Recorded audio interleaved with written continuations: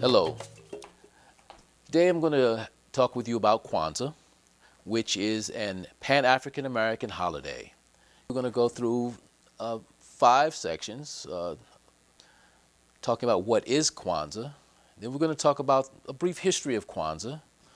We'll move into the 7 symbols of Kwanzaa. Then we will move on to talk about the 7 principles of Kwanzaa. And then finally we'll finish off by talking about how one goes about celebrating Kwanzaa during the holiday of Kwanzaa. But first, let's go back and talk about the history of Kwanzaa. The holiday of Kwanzaa was specifically created to celebrate African culture for African American people. However, it has become a Pan-African holiday, celebrated in every continent in the world, from people of all walks of life. And though the celebration of family, community, and culture are universal, as well as the fundamental principles, the 7 principles of Kwanzaa can be celebrated by anyone who believes in unity, who believes in self-determination, who believes in Ujima, collective work and responsibility, Ujima, cooperative economics, who believes in Nia, purpose, or Kuumba, creativity, or in Imani, faith. These are not exclusive only to African people.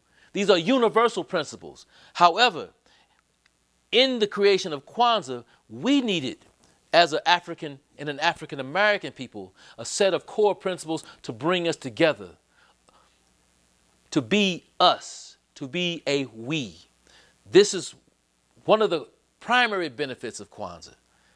It was created to bring us together at a time when we had the opportunity to perhaps move further apart. It is a non-heroic and it is non-religious ceremony. Kwanzaa was created in 1966 by Dr. Ron Milano Karenga. However, it was based on ancient African first fruit festivals known as Mutanda ya Kwanzaa with 1A. Now, these festivals were held all over ancient Africa and contemporary Africa. They were end of the year harvest festivals where they emphasized the ingathering of the people and the ingathering of the bounty of the fruits and vegetables for that season. This was a time of putting down your differences, reaching out to those near and far for the purpose of celebrating the good in life, the good in who we are as a people, the good in our culture, and also giving thanks and praise to all of the ancestors and all in our communities. Thus, these are some of the core foundational principles of Kwanzaa. Now, this came about at a time when we were towards the end of our civil rights struggle. End being a relative term because we are still struggling today for our core civil rights in America. However, the picture in 1965, you had 2 fundamental movements. You had the assimilationist movement and you had the black nationalist movement. Now, I like to fashion this as 2 movements between cousins or brothers. We both want the same thing, freedom and respectability for our people. But yet we had 2 different concepts of how to go about it. Now, Dr. Karenga saw this divide amongst us, but he realized we were all the same people. So, in 1966, he compiled his studies. He went across the continent of Africa and he started to study these harvest festivals, these first fruit festivals. Many of the festivals were 7 days. Some were as long as 9, some were as short as 3 days. But these many festivals had the same things in common. He also studied the Kawaida philosophy, and many of the principles and the philosophical foundations of Kwanzaa are taken from the Kawaida. A great many things that I'm referencing today comes from this book here, written by Dr. Karenga, The African American Holiday of Kwanzaa, a celebration of family, community, and culture. So a great many of the things that I'm referencing you can find in this particular publication. I fashion it as 2 cousins wanting the same thing, but going about it in different ways. The black nationalist movement felt that we should have our own. We should own our own educational, our own financial, our own institutions of all sorts. We should be self-sufficient as a people. The assimilationists felt that we would do better to assimilate with the broader culture and find our way in that way. History will tell you which side was successful. There were successes on both sides. However, during this time, Dr. Karenga determined that we needed to come together. We did not need to keep fighting for the same things in different ways. But what we didn't have was a core set of principles to guide us through this struggle, a core set of beliefs that we could practice each and every day as African and Pan-African people in America. Thus, with his organization, US, capital U, small s, which was a black nationalist organization, he determined that it was time to create the holiday of Kwanzaa with 2 A's. Now there's a story about how the 2 A's came about. During the first inception of Kwanzaa, which was spelled with 1 A originally, as the African harvest festivals were, the first fruits festivals, the US organization had 7 children in their organization. And they were having, they wanted to do a program where each child would then demonstrate and celebrate a letter of Kwanzaa. But there were only 6 letters. So the determination was to add another A at the end of Kwanzaa. It didn't change the pronunciation, but it did empower those children to continue with their program and also demonstrate the principles of Kwanzaa. It's about the people living in the community now. So that is some of the core reasons why we have Kwanzaa. It was to bring us together. When I listen to Dr. Karenga's dissertation, he talks about us coming to the table of holidays without our own. Other cultures have specific holidays specific to their culture. Whereas here in America, African Americans, we have the heroic holidays now that the Black History Month has been passed. We have the religious holidays, but there was no celebration or holiday specifically designed to celebrate Black African American culture.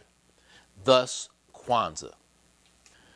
It was placed between December 26th and January 1st because it's already part of the Judeo-Christian celebration system.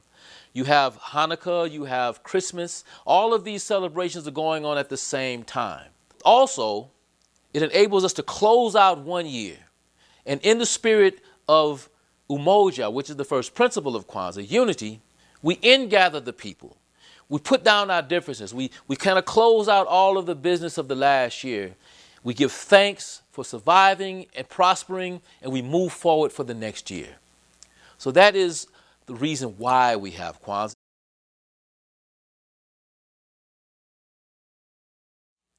The 7 symbols are displayed during the Kwanzaa ceremony to represent the 7 principles of the African culture in the community. The first symbol is the mkeka, which is represented by a straw mat. It can be made of straw, it can be made of fabric, but the idea is that it is an interwoven materials that is placed at the foundation of our Kwanzaa table. The mkeka represents our community and our family. If we take an example of loose materials, they just simply come apart. Whereas once they're woven and interwoven, they're difficult to separate. They're difficult to pull apart, as should be our families, as should be our communities. So the mkeka is the foundation that all of the other symbols are built upon. The second symbol of Kwanzaa is the mazoa, which represents the crops, the fruits and the vegetables, the bounty of our harvest. It represents the prosperous nature of our people.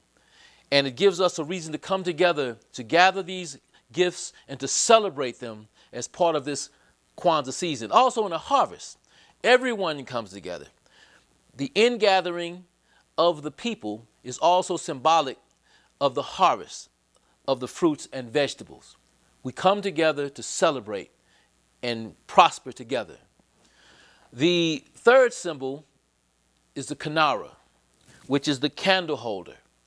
The candle holder, or the kinara, is known as the root which represents the original root of our people, grounding us to the earth, but lifting us up into the sky. The fourth symbol, the Mashuba Samba, which are the 7 candles. The candles are always placed on the Kanara. Now, the candles, there are 3 red candles, 3 green candles, and 1 black candle. These candles reflect the colors of the Bandera, which is the African American flag, which was created by the Honorable Marcus Garvey in 1920 during the Pan-Africanist movement. The red represents the righteousness of our blood and struggle. The black represents the color of our skin and the richness of our people. And the green represents hope for the future and the green lushness of our continent, Africa. Each of these candles represents one of the principles, which we will go over in detail when we discuss the principles of Kwanzaa. The next symbol that always lives on our Kwanzaa table is the Muhindi. The Muhindi represents the children in our community. Each ear of corn represents the seeds. Each kernel can create an entire stalk of corn. So symbolically, this corn is a self-generating grain that can generate itself time and time again, moving into our future. So when we place the Muhindi on our Kwanzaa table, we place 1 ear for each child in our immediate family. If you have 3 children, then you would have 3 ears plus 1 additional ear representing the children in our community, because we as an African people are responsible for all of the children in our community. And if you have no children, you still place an ear of corn on your Kwanzaa table to represent the children that we're responsible for in the community. Now, the next symbol is the Kikomba Cha Umoja, which is the unity cup. The unity cup represents the first principle, unity. The unity cup is primarily used to pour libations. The libations are to our creators, to our ancestors, to the earth, and we'll go through that at the end of our ceremony. I'll go into more detail about that.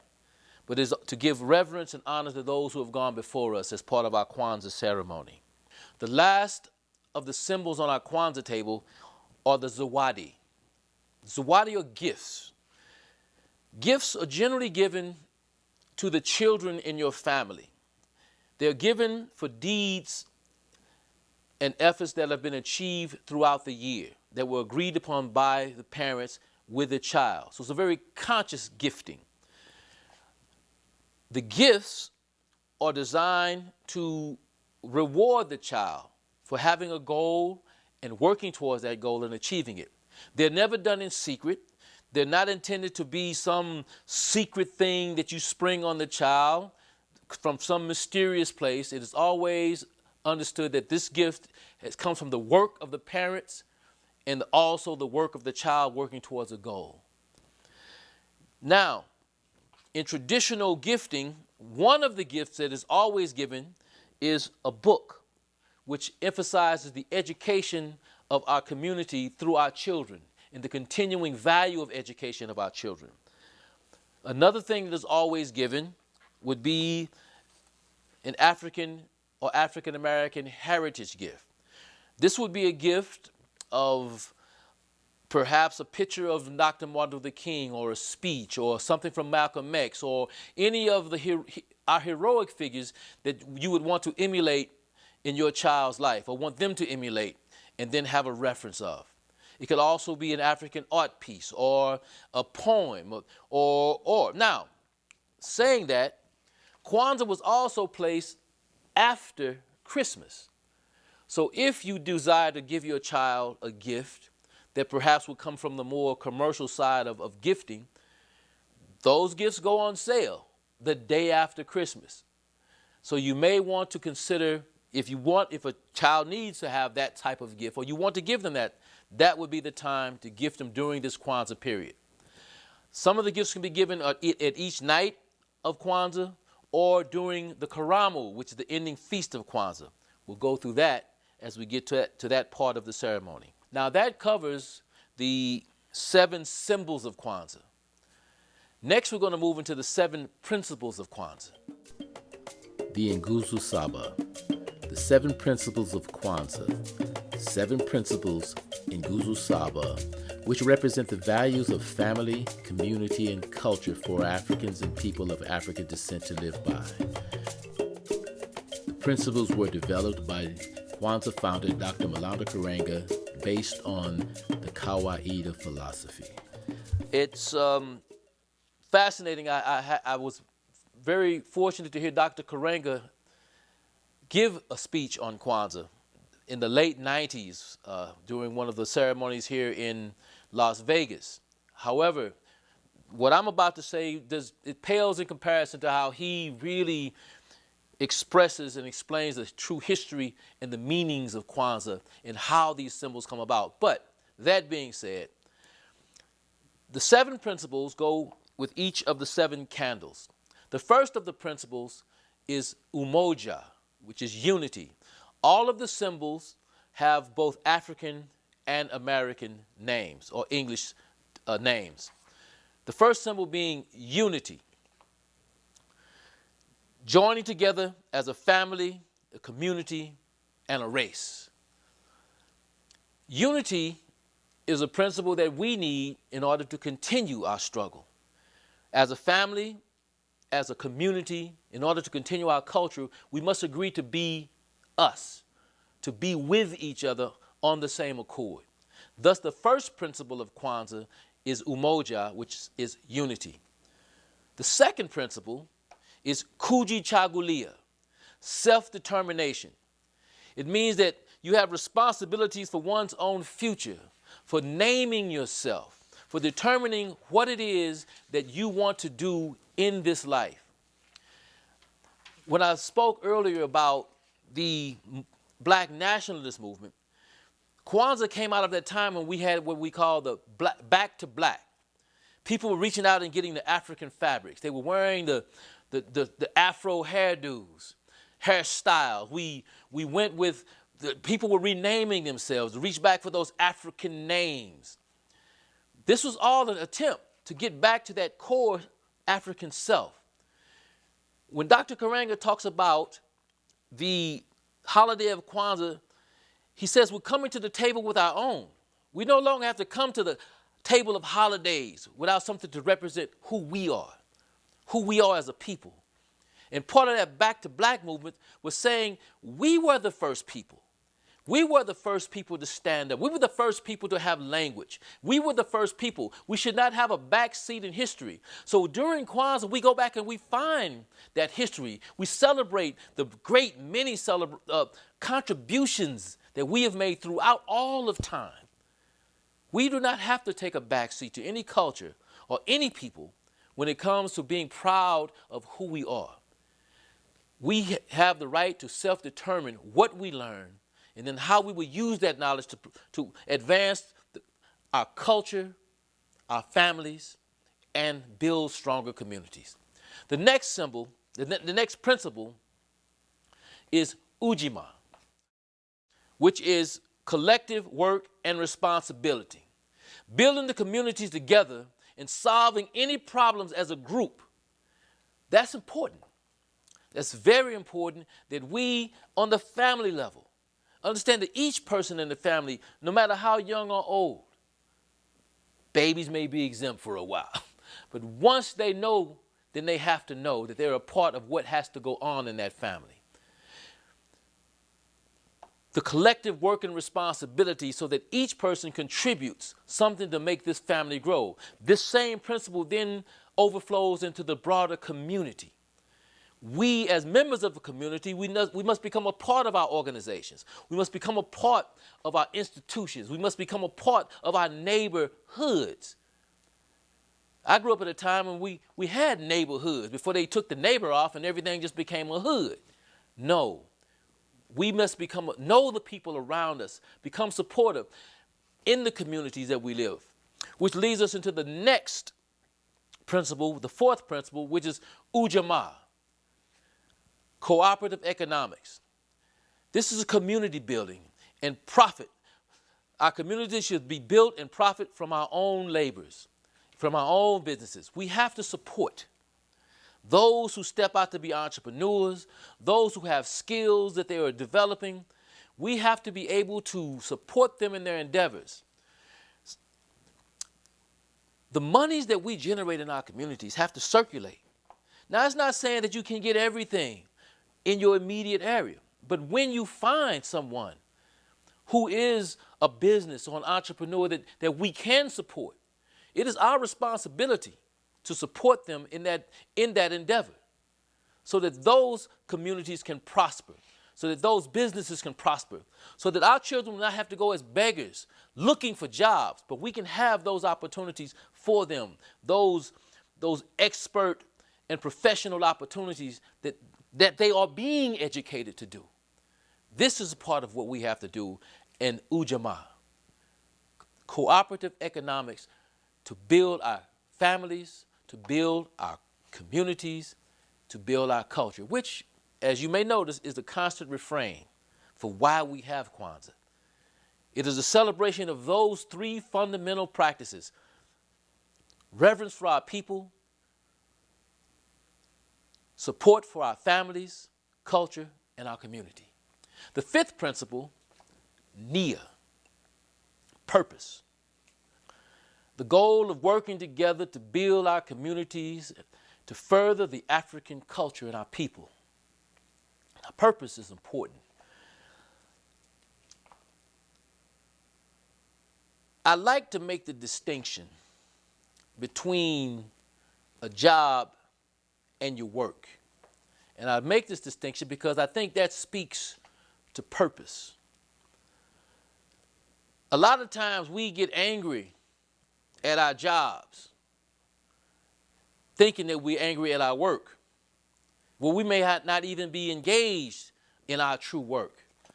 Now, I believe that your work is what the Creator has placed you on earth to do. Everyone has a thing to do, to contribute. It sometimes comes natural to you. Sometimes you stumble upon it before you realize that this is what it is. Sometimes you start in a whole occupation or profession just to realize that this isn't for me. And something else is right there that is just as easy as walking up the street for you. Sometimes we get locked up in the idea that we're angry with our jobs because, now, a job is important if you need resources.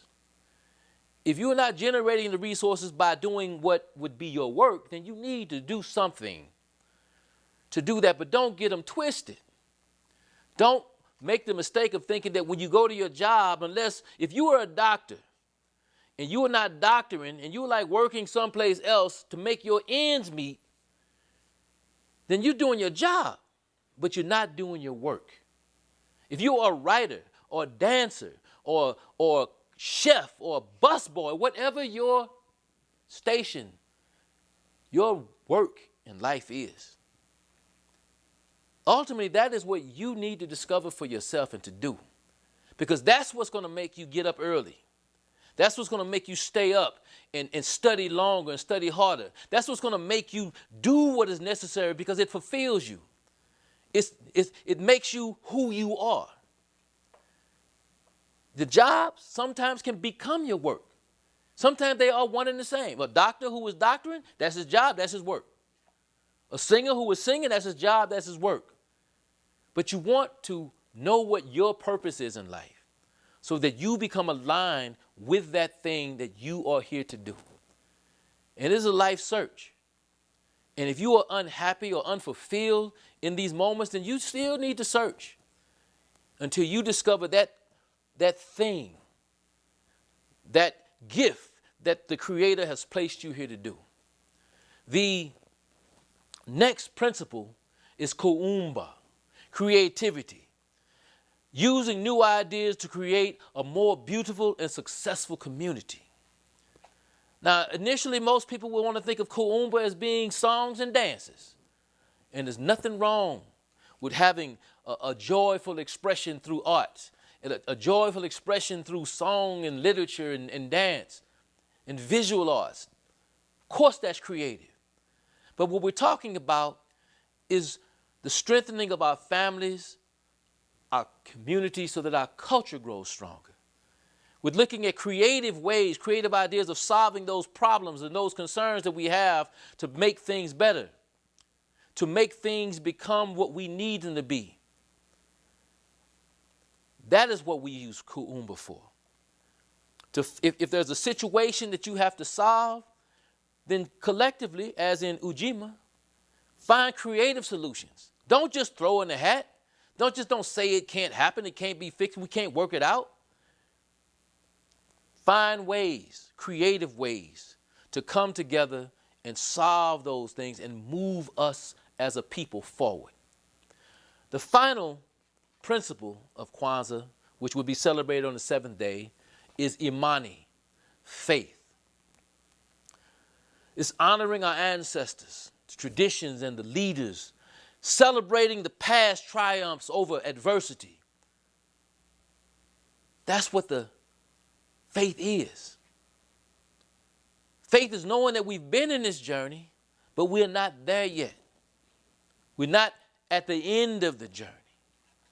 Faith is having the belief that those who are in the struggle with you are righteous in their struggle. Having faith in our leaders, having faith in our parents, having faith in those institutions that we have created to work towards the good of us as a people. So Imani speaks to that, faith. When I listen to Dr. Karenga's dissertation, he says that no struggle can begin without unity, and none can end without faith. So it's the holistic, cyclical nature of these principles. One feeds in and supports the other. For some of us, Kwanzaa is not just a holiday at the end of the year. For some of us, the principles are something that we carry throughout the year. These symbols represent the ideals of a life lived, not just something to pick up at the end of the year and say, oh, now I have unity, now I have self-determination. No, it is like any principle. It shines in your life above all other things, and it gives you a focus and a goal to ascend to in your everyday life. When we begin to celebrate Kwanzaa, many of the celebrations that I've been in, there's an acknowledgement of the eldest member of our community. We ask that that person please rise and give us permission to continue with this sacred ceremony. And that is always in reverence to the eldest person in our gathering, in our community. The first day of Kwanzaa, you set up your table with your symbols. You have your candles set up, your mushu musaba on the kanara. You have liquid, could be water, could be wine, could be juice, whichever you prefer to use for your libations. In your kikambo cha umoja, you have a live plant representing the earth that we would then use to pour our libations in. We start by saying Habaragani. Usually there's a drum call or a welcome to invite people to the gathering, so they may come out of those other rooms and come to the place where we're celebrating Kwanzaa for the night, which is usually gathered around the Kwanzaa table. The greeting is Habaragani, and for each night of Kwanzaa, the response is, for the first night, Umoja. So the leader would say, Habaragani, which is what's the news? And you would respond, Umoja. The second day, the call is Habaragani, what's the news? And the word is Kuji Chakulia, and so forth throughout each night of Kwanzaa. After this portion of the welcome, there's generally a harambe. With the harambe, there's a prayer in reverence to our ancestors, in reverence to this gathering here. So when the prayer is done, we've settled into the ceremony, we begin to pour the libations. Now this libation statement is one that you can use, or there you may have your own. We pour a libation for the motherland, the cradle of civilization. We pour a libation for the ancestors and their indomitable spirit. We pour a libation for the elders from whom we came and whom we can learn much from. We pour a libation for our youth who represent the promise of tomorrow. We pour a libation for our struggle and in remembrance of those who have struggled on our behalf. We pour a libation for our people, the original people, the original African people. We pour a libation for Umoja, the principle of unity, which should guide us in all that we do. And we pour a libation for the Creator, who provides all things great and small. And then we would do our roll call of our own individual ancestors and those leaders and those tall oaks and giants who have gone on before. You may pour a libation for the Reverend Dr. Martin Luther King, for Sister Ella Baker, for Sister Harriet Tubman, for Sister Nina Simone, for Reverend John Rice, who was my father, R.B. Rice. You pour the libations for those who have just passed, those whose spirits are still here to prop us up. And you go around the ceremony, and each person will call out the name of the ancestor that they want to have acknowledged in this libation. For in calling those names, we evoke those spirits and call back the good works that they have left us with. And this is what we do. After this, we begin a lighting ceremony. Generally, one of the elders or an older person will pour the libations, and we find one of the youngest children to begin to light the candles. The first candle is the unity candle of the Moja, the black candle.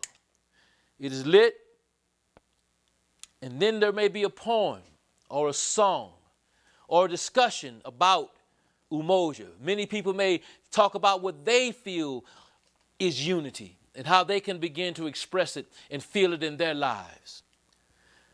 The second day of Kwanzaa, you light the black candle, and then you use the black candle of Umoja to light the candle of Kujichagulia.